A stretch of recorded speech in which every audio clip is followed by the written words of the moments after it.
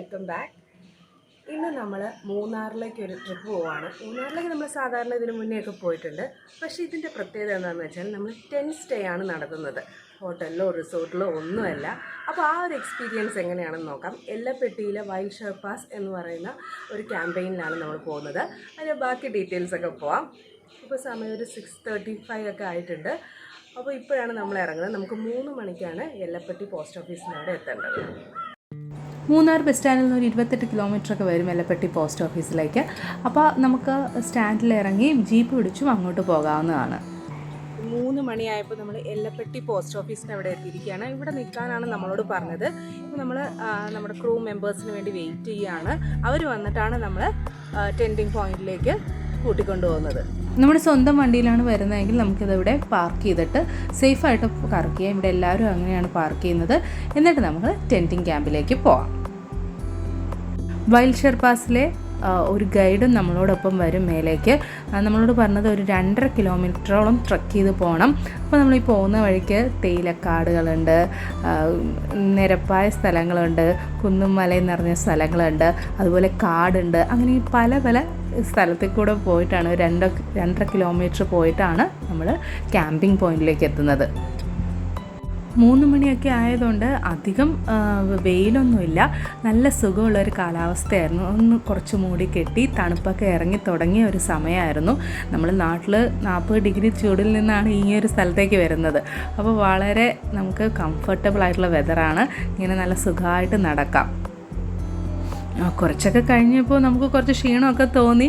നമ്മുടെ ഗൈഡ് നമ്മളോടൊപ്പം കഥകളൊക്കെ പറഞ്ഞ് തന്ന വിശേഷങ്ങളൊക്കെ പറഞ്ഞ് ഇവിടുത്തെ കാര്യങ്ങളൊക്കെ പറഞ്ഞാണ് നമ്മളെ കൂട്ടിക്കൊണ്ടു പോകുന്നത്.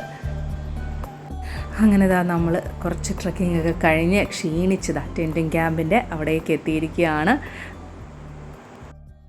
അപ്പോൾ അങ്ങനെ 2.5 കിലോമീറ്റർ താഴേന്ന് മേലെ വരെ ഉണ്ടായിരുന്നു. ഒരു ഡിഫറെൻറ്റ് എക്സ്പീരിയൻസ് ആയിരുന്നു. നമ്മൾ വൈൽഡ്ഷെർപ്പാസിൻ്റെ ക്യാമ്പിംഗ് പോയിന്റിലേക്ക് എത്തിയിരിക്കുകയാണ്. ഇപ്പോൾ സമയം ഏകദേശം 4 മണിയൊക്കെ ആയി. അപ്പോൾ നമുക്ക് ടെൻറ്റിലേക്ക് പോയി എന്തൊക്കെയാണ് അവിടുത്തെ വിശേഷങ്ങളെന്ന് നോക്കാം. 3 പേർക്ക് ഷെയർ ചെയ്യാവുന്ന ടെൻറ്റുകളുണ്ട്, അതുപോലെ 2 പേർക്ക് ഷെയർ ചെയ്യാവുന്ന ടെൻറ്റും ഉണ്ട്. ഇപ്പോൾ നിങ്ങൾ ഒറ്റയ്ക്കാണ് വന്നതെങ്കിൽ നിങ്ങൾക്ക് 2 പേരുടെ ടെൻറ്റിൽ ഒരാൾക്ക് മാത്രമായിട്ട് കിടക്കാം.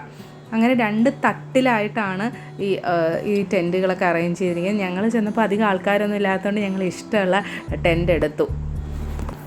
ഇതാണ് ടെൻറ്റിൻ്റെ ഒരു അറേഞ്ച്മെൻറ്റ്. നമ്മുടെ ലഗേജും ഒക്കെ നമുക്ക് വെക്കാൻ പറ്റും. 2 പേർക്ക് സുഖമായി ഇതിനകത്ത് കിടന്നുറങ്ങാൻ പറ്റും കേട്ടോ. നമ്മൾ ലഗേജൊക്കെ വെച്ച് നമ്മളൊന്ന് സെറ്റിലായി ഇവിടെയൊക്കെ ഒന്ന് കാണാനായിട്ടാണ് ഇറങ്ങിയിരിക്കുന്നത്. ചുറ്റും കാടാണ് കേട്ടോ. അപ്പോൾ നമ്മൾ സൂക്ഷിച്ച് നോക്കിയാൽ അത് മ്ലാവിനെയൊക്കെ കാണാൻ പറ്റും. അത് കപ്പിൾസ് മ്ലാവുണ്ട് ഇവിടെ. അതുപോലെ തന്നെ നമ്മളിങ്ങനെ നോക്കി വരുമ്പോൾ നീൽഗിരി ലങ്കൂർ എന്ന് പറയുന്ന ഒരു പ്രത്യേകതരം കുരങ്ങനുണ്ട് ഇവിടെ. നമ്മൾ സാധാരണ കാണുന്ന കുരങ്ങന്മാർ പോലെ ഒരു മനുഷ്യരുടെ അടുത്തേക്കൊന്നും വരുമൊന്നുമില്ല, നമ്മളുമായിട്ട് അങ്ങനെ സഹകരിക്കുകയൊന്നുമില്ല. നമ്മളിപ്പോൾ ഫുഡ് ഓഫർ ചെയ്താൽ പോലും അത് നമ്മുടെ അടുത്തേക്കൊന്നും വരില്ല കേട്ടോ. അതിങ്ങനെ അവിടെ ഇരുന്ന് നമ്മളിങ്ങനെ ദൂരെ ഇരുന്ന് നോക്കുകയുള്ളൂ. സ്വന്തമായിട്ട് ഫ്രൂട്ട്സൊക്കെ കഴിച്ച് അവിടെ ഇരുന്ന് റെസ്റ്റ് ചെയ്യുകയുള്ളൂ കേട്ടോ. മൂന്നാർ പലപ്പോഴും വന്നിട്ടുണ്ടെങ്കിലും ഈ കാടിൻ്റെ നടുവിലുള്ള സ്റ്റേ ഫസ്റ്റ് ടൈമാണ്. അപ്പോൾ അത് ഞാൻ ശരിക്കും എൻജോയ് ചെയ്തുകൊണ്ടിരിക്കുകയാണ്. ഞങ്ങളൊരു നല്ല സുലൈമാനിയൊക്കെ കുടിച്ച് ആ ഒരു സായാഹ്നം ഞങ്ങൾ ശരിക്കും എൻജോയ് ചെയ്യാൻ തുടങ്ങി. ഞങ്ങളെ കൂടാതെ വേറൊരു ഗ്രൂപ്പും അവിടെ ടെൻറ്റ് ക്യാമ്പിങ്ങിന് വന്നിരുന്നു. 2 പേരിൽ കുറയാത്ത ടെൻറ്റ് ക്യാമ്പിങ് ഗ്രൂപ്പായിട്ടുള്ളതാണെങ്കിലും ഒറ്റയ്ക്കുള്ളതൊക്കെ ആണെങ്കിൽ അവർ വരാൻ പറ്റും. നമുക്ക് ഇപ്പം വീക്ക് ഡേയ്സിലൊക്കെ ആണെങ്കിൽ അധികം തിരക്കൊന്നുമില്ല, നമുക്ക് ഒറ്റയ്ക്ക് എൻജോയ് ചെയ്യാൻ പറ്റും. അപ്പോൾ ഞങ്ങൾ കുറച്ച് റെസ്റ്റൊക്കെ എടുത്ത് ഇങ്ങനെ വെറുതെ നോക്കിയിരിക്കാൻ തന്നെ നല്ല രസമാണ്. ആ കാടിൻ്റെ ആ ഒരു ശാന്തതയും ഇങ്ങനെ ലയിച്ചിരിക്കാനായിട്ട് നല്ല രസമാണ് കേട്ടോ. അവിടെ ഇത് ഇൻഫിനിറ്റി ഡക്കാണ്. ഇതിൻ്റെ പുറത്ത് കയറി നിന്ന് കഴിഞ്ഞാൽ നമുക്ക് കൊളുക്കുമലയും വീശുപുലിമലയൊക്കെ അവിടെ നിന്ന് കാണാൻ പറ്റും. ഇവിടെ പ്രത്യേകം എടുത്തു പറയേണ്ട ഒരു കാര്യമുണ്ട്. ഇവിടുത്തെ ഗൈഡുമാരുടെ ഒരു സർവീസും കെയറും ഒക്കെ നല്ലതാണ്. അതുപോലെ അവർക്ക് പ്രകൃതിയോടുള്ള സ്നേഹമൊക്കെ നമുക്ക് അറിയാൻ പറ്റും. അവർ പറയുന്ന ഓരോ കാര്യങ്ങളിലും മൗണ്ടനിയറിങ് കോഴ്സൊക്കെ പഠിച്ചവരാണ് പലരും കേട്ടോ. സമയം ഒരു 5:30 കഴിഞ്ഞു. ചെറുതായിട്ട് തണുപ്പ് ഇറങ്ങി തുടങ്ങിയിട്ടുണ്ട്. പക്ഷെ നല്ല രസമുള്ള ആംബിയൻസാണ്, കിഡു ആംബിയൻസാണ്. ചുറ്റും കാടും മലയൊക്കെ ആയിട്ട് അതിൻ്റെ നടുവിലാണ് നമ്മൾ സ്റ്റേ ചെയ്യുന്നത്.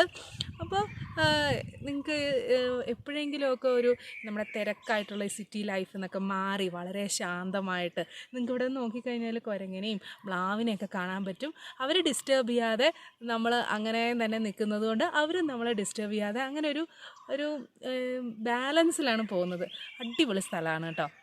രാത്രി സ്റ്റാർ ഗേസിങ്ങിന് വേണ്ടി നക്ഷത്രങ്ങളൊക്കെ നോക്കാൻ വേണ്ടി അവരുണ്ടാക്കിയിരിക്കുന്ന സെറ്റപ്പാണ്. പക്ഷെ ഞങ്ങൾ വെറുതെ ഇങ്ങനെ കിടന്ന് നോക്കിയപ്പോൾ മേഘങ്ങളൊക്കെ ഇങ്ങനെ പോകുന്നത് കാണാനായിട്ട് നല്ല ഭംഗിയായിരുന്നു. കുറച്ച് നേരം ഞങ്ങൾ അങ്ങനെ അത് കിടന്ന് ആസ്വദിക്കുകയായിരുന്നു. അപ്പോൾ നിങ്ങൾ പലരും ചിന്തിക്കുന്നുണ്ടാവും ഇതിനൊക്കെ കൂടെ എത്ര രൂപയാണ് അവർ ചാർജ് ചെയ്യുന്നതെന്ന്. ഒരാൾക്ക് 2000 റുപ്പീസാണ് ചാർജ് ചെയ്യുന്നത്. അഡ്വാൻസ് ആയിട്ട് ഒരു 500 റുപ്പീസ് കൊടുക്കേണ്ടി വരും. ഇതിനകത്ത് ഡിന്നറും ബ്രേക്ക്ഫാസ്റ്റും ഒക്കെ ഇൻക്ലൂഡഡ് ആണ് കേട്ടോ. ഈ ഒരു സമയത്ത് നമുക്ക് വേണമെങ്കിൽ സൺസെറ്റ് ട്രക്കിങ്ങിനൊക്കെ പോകാൻ പറ്റും. അപ്പം അങ്ങനെ കുറച്ച് നേരമൊക്കെ കഴിഞ്ഞ് രാത്രിയായി തുടങ്ങി, മഞ്ഞ് വീഴാൻ തുടങ്ങി, ഇരുട്ട് പരക്കാൻ തുടങ്ങി. ഒരു 15 ഡിഗ്രി സെൽഷ്യസ് ഒക്കെ അന്നത്തെ ടെമ്പറേച്ചർ ഉണ്ടായിരുന്നു. ക്യാമ്പ് ഫയറൊക്കെ സെറ്റ് ചെയ്ത് നമ്മൾ ജസ്റ്റ് ഒന്ന് സെറ്റിലാവാനായിട്ട് തീരുമാനിച്ചു. ഞങ്ങൾ പോയതൊരു വിഷു ദിവസമാണ്, അതുകൊണ്ട് തന്നെ ഞങ്ങൾക്ക് ചൂട് പായസം ഉണ്ടായിരുന്നു. ഈ തണുപ്പ് സമയത്ത് ചൂടുള്ള എന്ത് സാധനം തന്നാലും അതിൻ്റെ ടേസ്റ്റ് അതിഭീകരമാണ്. പല സ്ഥലങ്ങളിൽ വന്ന ആളുകളുണ്ടായിരുന്നു. അപ്പോൾ അവരുടെ വിശേഷങ്ങളൊക്കെ അറിഞ്ഞ് അവരൊന്ന് ഇൻട്രൊഡ്യൂസ് ചെയ്തു. അന്നത്തെ ദിവസം മറ്റൊരു വിശേഷം കൂടെ ഉണ്ടായിരുന്നു. ഞങ്ങളുടെ വെഡ്ഡിങ് ആനിവേഴ്സറി ആയിരുന്നു. അപ്പോൾ സർപ്രൈസായിട്ട് ഞങ്ങൾക്ക് കേക്കൊക്കെ തന്നു കേട്ടോ.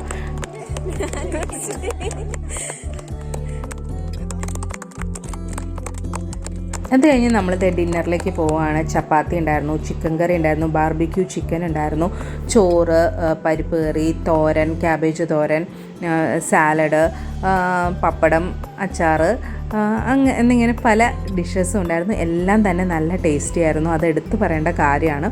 എനിക്ക് തോന്നുന്നു ക്യാബേജും ക്യാരറ്റും എല്ലാം ഇവിടെ തന്നെ ഈ ഒരു ലൊക്കാലിറ്റിയിൽ തന്നെ ഉണ്ടാകുന്നതാണ്. അതുകൊണ്ട് ഞങ്ങൾ അടിപൊളിയായിട്ട് ഡിന്നർ കഴിച്ചു. നല്ല വിശപ്പും ഉണ്ടായിരുന്നു. ഇവിടെ എപ്പോഴും നമുക്ക് ആ സുലൈമാനി കണ്ടിന്യൂസ്ലി കൊടുക്കുന്നുണ്ടാവും. അത് ഇടയ്ക്കിടയ്ക്ക് കുടിച്ചുകൊണ്ടിരിക്കും. അതുപോലെ ചൂടുവെള്ളവും നമുക്കിവിടെ അവൈലബിൾ ആണ്. അതുപോലെ തന്നെ ഇവിടുത്തെ ബാത്റൂം ഫെസിലിറ്റീസും നല്ലതാണ്. ലേഡീസിനൊക്കെ യൂസ് ചെയ്യാനാണെങ്കിൽ ഒരു കുഴപ്പമില്ല. നല്ല സേഫ് ആൻഡ് നീറ്റാണ്. അപ്പോൾ ഇന്നത്തെ പരിപാടികളൊക്കെ തീർത്തിരിക്കുകയാണ്. ഇപ്പോൾ സമയം 10 മണി കഴിഞ്ഞു. നമ്മൾ കിടന്നുറങ്ങാൻ പോവാണ്. നമുക്കിത് സ്ലീപ്പിംഗ് ബാഗ് തന്നിട്ടുണ്ട്. അപ്പോൾ ഇതിനകത്താണ് നമ്മൾ കിടന്നുറങ്ങുന്നത്. അപ്പോൾ നമുക്ക് രാവിലെ ഒരു 5:30ക്ക് സൺറൈസ് ട്രക്കിങ്ങിന് പോകാനുള്ളതാണ്. നല്ല തണുപ്പാണ്. അപ്പോൾ ഇന്നത്തെ ദിവസം അടിപൊളിയായിട്ട് തീർന്നു. ഇനി നാളെ രാവിലെ ട്രക്കിങ്ങിന് പോകാം. സ്ലീപ്പിംഗ് ബാഗിലുള്ള നല്ല സുഖകരമായ ഉറക്കത്തിന് ശേഷം നമ്മളിതാ സൺറൈസ് ട്രക്കിങ്ങിന് പോകാനായിട്ട് റെഡിയായി. 5 മണിക്ക് എണീറ്റു. ഇപ്പോൾ ഇതാണ് പിറ്റേ ദിവസമായി. ഒരു 5:30 ഒക്കെ ആയിട്ടുണ്ട്. അപ്പോൾ നമ്മൾ സൺറൈസ് ട്രക്കിങ്ങിന് പോകാൻ പോവാണ്. ഇവിടെ വന്നിട്ട് നല്ല തണുപ്പൊക്കെ ഉണ്ട്. പക്ഷേ സൺറൈസ് ട്രക്കിങ്ങിന് പോയിരുന്നത് മോശമല്ലേ. അപ്പോൾ നമുക്ക് പോകാം. ചെറുതായിട്ട് വെളിച്ചം പരക്കാൻ തുടങ്ങി. കിളികളൊക്കെ എണീറ്റ് അവരുടെ പരിപാടികളൊക്കെ തുടങ്ങി. ഇതാ ചന്ദ്രനും ഉണ്ട്, സൂര്യനെയും നമുക്ക് ഒരേ സ്കൈയിൽ ഒരേപോലെ കാണാം. അത് നല്ലൊരു ഭംഗിയുണ്ടായിരുന്നു അത് കാണാനായിട്ട്.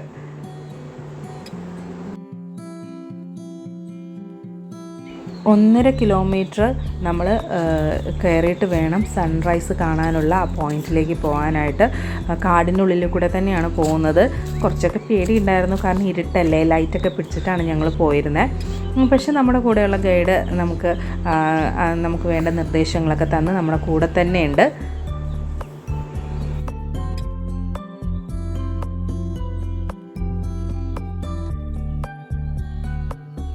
ഞങ്ങൾ ഒരുപാട് വേഗത്തിലൊന്നും അല്ല കയറി, പതുക്കെയാണ് കയറി. കാരണം അങ്ങനെ കയറുമ്പോൾ നമുക്ക് ശ്വാസമൊക്കെ മുട്ടാൻ തുടങ്ങും. നമുക്കത് ശീലമില്ലല്ലോ. അപ്പോൾ ഞങ്ങൾ പതുക്കെ കയറാൻ തുടങ്ങി. അപ്പോൾ ഞങ്ങൾ ചില വ്യൂ പോയിൻറ്റ്സിലെത്തുമ്പോൾ ചെറുതായിട്ട് ഇതാ വെളിച്ചം പരക്കാൻ തുടങ്ങിയിട്ടുണ്ട്. ഓരോ മലകളിലേക്കും പല ഷെയ്ഡിൽ ലൈറ്റ് ഇങ്ങനെ പോകുന്നതായിട്ട് നമുക്ക് കാണാൻ സാധിക്കും. ഞങ്ങൾ കുറച്ച് വേഗമാക്കി, കാരണം നമുക്ക് സൺറൈസ് അവിടെ എത്തിയിട്ട് കാണണ്ടേ. ഇതാണ് മീശപ്പുലിമല. ദുൽഖർ സൽമാൻ പറഞ്ഞതുപോലെ മീശപ്പുലിമലയിൽ മഞ്ഞ് വീഴുന്നത് കാണാൻ പോകണ്ടേ എന്ന് പറഞ്ഞതുപോലെ ഞങ്ങളിതാ പതുക്കെ കയറിക്കൊണ്ടിരിക്കുകയാണ്. എത്താറൊക്കെ ആയപ്പോഴേക്കും ഞങ്ങൾ ശരിക്കും കുഴഞ്ഞു. പക്ഷേ ആ സൺറൈസ് കാണാൻ, സൂര്യോദയം കാണാനുള്ള ആ ഒരു ആവേശത്തിൽ പെട്ടെന്ന് ഞങ്ങൾ കയറുകയായിരുന്നു. പലപ്പോഴും സൺറൈസ് പല സ്ഥലങ്ങളിൽ വെച്ച് കണ്ടിട്ടുണ്ടെങ്കിലും ഇത് അതിമനോഹരമായൊരു കാഴ്ച തന്നെയായിരുന്നു. ഇത്രയും മലമുകളിൽ ഇത്രയും ഹൈറ്റിൽ നിന്നുകൊണ്ട് ഈ ഒരു സൺറൈസ് കാണുക എന്നുള്ളത് വളരെ ഒരു പ്രത്യേക അനുഭൂതി തന്നെയായിരുന്നു കേട്ടോ. അത് പറയാതിരിക്കാൻ പറ്റില്ല. അതിവിടെ വന്ന് എക്സ്പീരിയൻസ് ചെയ്താൽ മാത്രമേ നിങ്ങൾക്ക് മനസ്സിലാവുകയുള്ളൂ. അത്ര ബ്യൂട്ടിഫുള്ളാണ്. പതുക്കെ ഈ സൂര്യകിരണങ്ങൾ ആ മലനിരയിലേക്ക് മുഴുവനായിട്ട് ഇങ്ങനെ വ്യാപിക്കുന്നത് ഇങ്ങനെ കണ്ടുകൊണ്ട് നിൽക്കാൻ തന്നെ നല്ല രസമാണ്. അത് ഓരോ പുല്ലിലും ഓരോ ചെടിയിലും ആ ഒരു ലൈറ്റിൻ്റെ റിഫ്ലക്ഷൻ നമുക്ക് കാണാൻ പറ്റും. ഞങ്ങൾ ശരിക്കും എൻജോയ് ചെയ്തു. അതുപോലെ തന്നെ ചില സ്ഥലങ്ങളിൽ മഞ്ഞ് കാണാൻ പറ്റും. ഞങ്ങൾക്ക് ഭാഗ്യമില്ലാതായപ്പോൾ ഈ ക്ലൗഡ് ബെഡ്സ് ഈ സമയത്ത് കാണാൻ പറ്റുന്നതാണ്. പക്ഷേ ഞങ്ങൾക്ക് അത് കാണാൻ സാധിച്ചില്ല കേട്ടോ. ഇത്രയൊരു ഹൈറ്റിൽ നിന്ന് ഈ ഒരു കാഴ്ച കാണുന്നത് ഭയങ്കര സൂപ്പറാണ്, പറഞ്ഞറിയിക്കാൻ പറ്റില്ല. നമ്മൾ ഏകദേശം 2140 മീറ്റർ ഓൾട്ടിറ്റ്യൂഡ് ഹൈറ്റിലാണ്, അതായത് മൂന്നാർ ടോപ്പ് സ്റ്റേഷനേക്കാളും ഹൈറ്റിലാണ് നമ്മൾ നിൽക്കുന്നത്. അതുപോലെ ഇവിടെ നിന്ന് കഴിഞ്ഞാൽ നമുക്ക് ഒരു സൈഡിൽ മീശപ്പുലിമലയും കൊളുക്കുമലയും ഒക്കെ 360 ഡിഗ്രി വ്യൂവിൽ ഈ ഒരു സ്ഥലത്ത് നിന്നാനായിട്ട് കാണാൻ പറ്റും. അതാണ് ഇവിടുത്തെ മറ്റൊരു പ്രത്യേകത.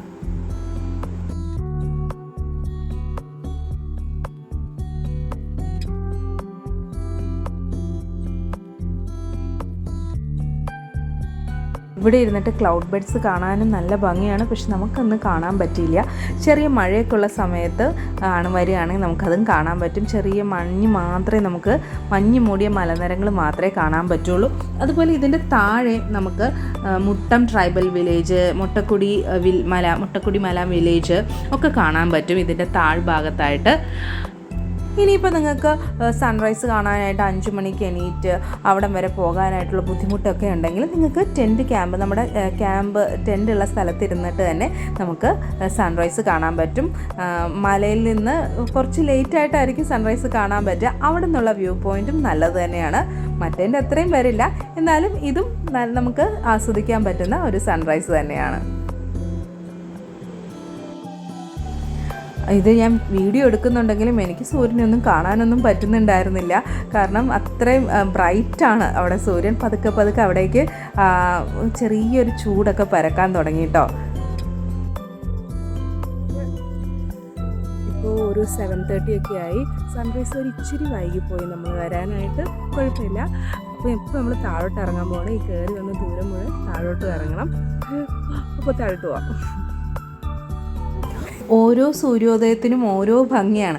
അപ്പോൾ അവിടെയുള്ളവർ പറയുന്നത് ഈ ഒരു സൂര്യോദയത്തിൻ്റെ ഭംഗിയല്ല നാളത്തെ സൂര്യോദയത്തിന്. അപ്പോൾ ഇനിയും ഇവിടെ വന്ന് ഇത് കാണാനായിട്ടുള്ളൊരു ആഗ്രഹം എൻ്റെ മുന്നിൽ ഉണ്ടായിട്ടോ. പക്ഷെ കയറിയതിൻ്റെ ആ ഒരു ആവേശമൊന്നും ഇറങ്ങാൻ നേരത്തെ ഉണ്ടായിരുന്നില്ല. എന്നാലും കയറുന്ന അത്ര ബുദ്ധിമുട്ടില്ല ഇറങ്ങാനായിട്ട്. നമുക്ക് ശ്വാസമൊന്നും മുട്ടില്ല. പതുക്കെ ഞങ്ങൾ ഇറങ്ങി. പൊതുവെ ഒരു സേഫ് ട്രക്കിംഗ് ആയിട്ടാണ് എനിക്ക് തോന്നിയത്. അധികം വന്യമൃഗങ്ങളെയോ അങ്ങനത്തെ ഒന്നും ഞാൻ കണ്ടില്ല ഈ വഴിയിലൊന്നും. പിന്നെ അട്ട ഉണ്ടാവാറുണ്ടെന്ന് പറയുന്നുണ്ട്. അതുകൊണ്ട് തന്നെ നമ്മൾ ഷൂസൊക്കെ യൂസ് ചെയ്യുന്നത് നല്ലതാണ്.